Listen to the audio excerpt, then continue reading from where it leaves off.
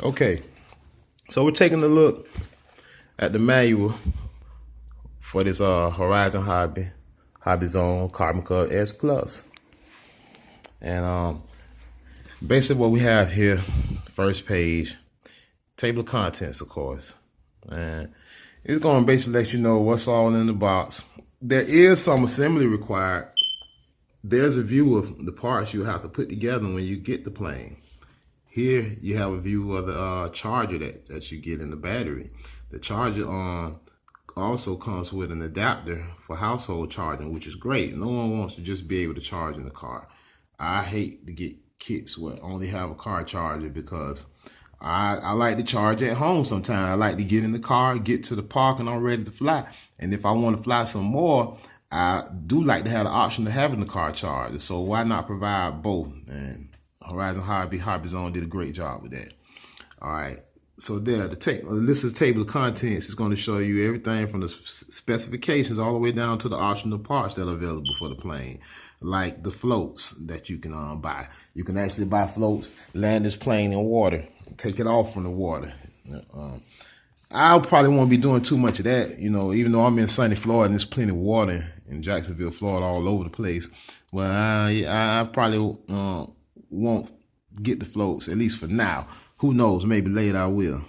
Take it out to the beach and have some fun. All right.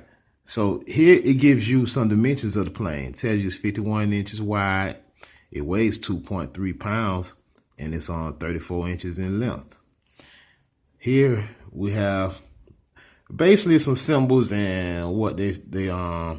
All right, so we'll move on. And I'm not going to go through this whole manual. I just want to give you guys an in-depth look, though, to let you know what you're getting.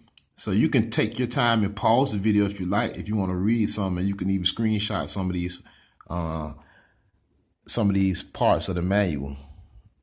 And where you can arm yourself with enough information, whether you're a beginner or whether you're intermediate or you're an expert, and you can, you know, ask yourself, is this the plane for you? I'm not going to tell you that, yeah, this is the plane for you, because I don't know anything about you or how well you can fly. Some beginners are better than others. You know, some beginners can take this plane, read the manual, and go right to the park and have a great time. Some other people might not do so. So whether it's a good plane for a beginner or not, after you take a look at this manual and you take a look at some of the flight videos and you get a deeper understanding of this plane, you make that decision for yourself. I'm not here to be anyone's babysitter or hold anyone's hand. I can give you some information. You know, I'm into the hobby and I invest money into things, and I make decisions based on me, you know, not on anyone else, you know. So that's that. And I'm more of an intermediate flyer. I'm not an expert. I've been flying a little while. I got hours in on the simulator, but you know, I got this plane, haven't crashed it. I don't plan on crashing. I don't fly to crash. The first thing you should learn, actually, if you get on the simulator, is why not learn to take the plane up in the air and then bring it down and land it right away. You know what I'm saying? I would recommend doing touch and goes for anybody that wants to start learning to fly, because it gives you skill and practice at landing the plane without damaging it. All right, so if you look here, I'm gonna go back over this page 8 of the manual. It also shows you that the plane includes vortex generators on the wing, and you basically have to get them out the box and attach them to the wings. But yeah, the plane has vortex generators, which are great. They said, you know, it helps the plane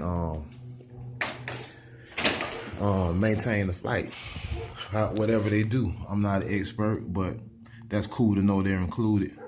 And here you got the factory settings for the control horns and servo arms.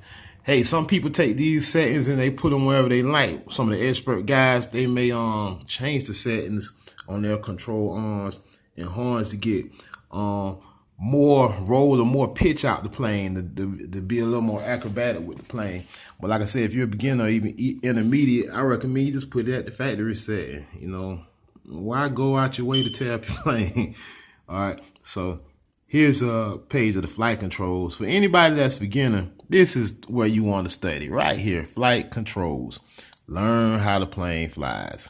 Learn what the controls are and how the plane's functions and responds when you move these controls. You can't go wrong. All right, planes are, to me, much easier to fly than helicopters or drones. I like helicopters and drones, but I'm a plane guy. Here, just basic installing the flight battery, center of gravity, informing you about these things that are important for your plane to fly correctly. I mean, like, you definitely want to make sure you got your battery in correctly. You don't want that coming loose in the air and your plane just taking off wherever it wants to go when the wind takes it. And you also want to make sure your center of gravity is correct so your plane doesn't have a hard time maintaining a stable flight. Okay. Oh man, sorry guys, my dog is on alarm. She was taking a nap. I guess she heard some passersby on the side of the sound alarm. But let's move on. I says, okay, so control direction test. When you get this plane out and you stick your battery in and you get to the part, you wanna hey. All right.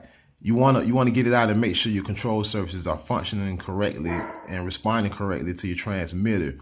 That way, when you get in the air, you know your plane is going to do what you're telling it to do and not something else. Here, it speaks about doing a range test.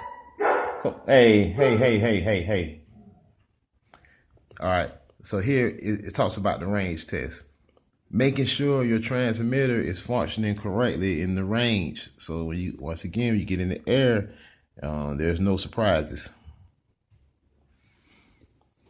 The next page it discovers the compass calibration procedure. This is big. You want to make sure you do this correctly. If you don't, you will, take my word, you will nose your plane into the ground and destroy it.